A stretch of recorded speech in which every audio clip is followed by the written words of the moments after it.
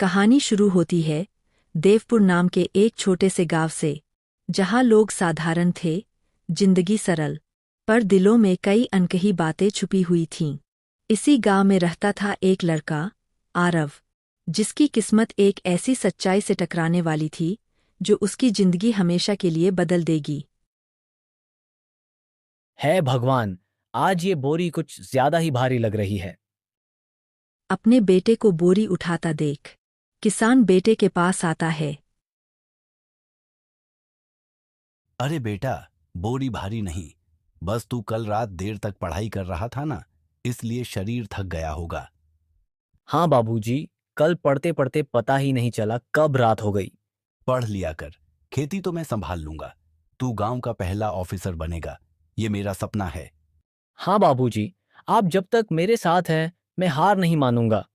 देखना बाबूजी, एक दिन मैं बड़ा अफसर जरूर बनूंगा। गांव में पंडित जी के घर पर चोरी हो गई है। पूरे गांव में इस बात की चर्चा चल रही है कि चोरी किसने की है।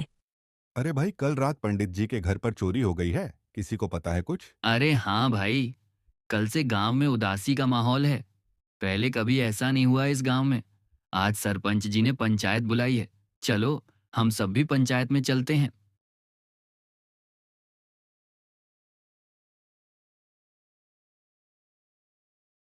गांव में चोरी पहली बार हुई थी।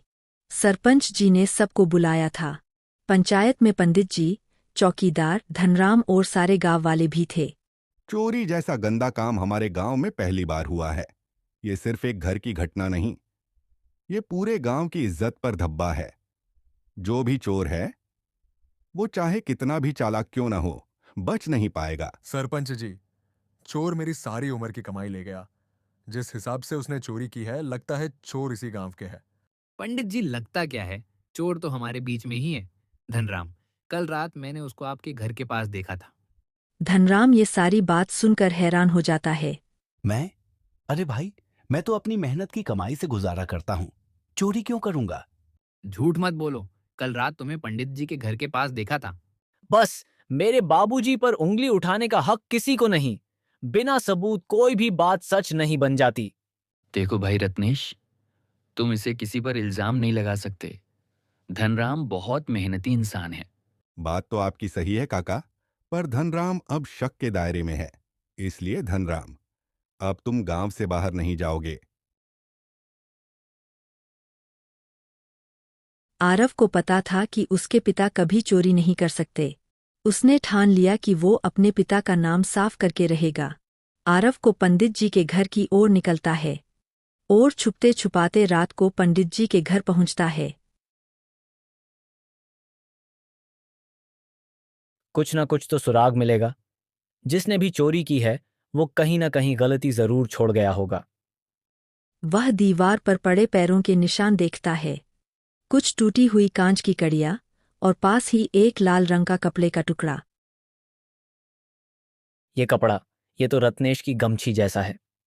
आरव अगले दिन रत्नेश के घर जाता है। रत्नेश घर के बाहर ही था। क्या चाहिए तुझे? बस ये जानना था, तुम कल रात कहाँ थे? तुझे क्या, चौकीदार हूं मैं। गांव की सुरक्षा मेरी जिम्मेदारी है। अच्छा, तो ये बताओ, ये लाल कपड़ा तुम्हारा ही है ना? ये ये तो हर किसी के पास होता है। पर पंडित जी के घर की टूटी हुई खिड़की पर फंसा टुकड़ा सिर्फ तुम्हारा ही हो सकता है, क्योंकि तुम ही वो आदमी हो जो हमेशा लाल गमछा रखता है, और उस दिन तुमने वहीं पहना था। आरव की बातों ने रत्नेश की बोलती बंद कर दी थी, पर सच पूरी तरह सामने लाने के लिए उसे और सबूत चाहिए थे। आरव गांव के बच्चों से पूछताछ करता है। एक छोटा बच्चा, मोनू, भ्र, मैंने रात को रत्नेश काका को पंडित जी की खिड़की से भागते देखा था। आरव का शक अब यकीन में बदल चुका था। अगले दिन सच्चाई के लिए आरव सरपंच के पास। आरव, तुमने कहा है कि तुम सच का पता लगा सकते हो। बोलो, क्या पता चला? मुखिया जी, चोर मेरे पिता नहीं, खुद गांव का चौकीदार रत्नेश है। झूठ, ये सब मुझे फंसाने की कोशिश है।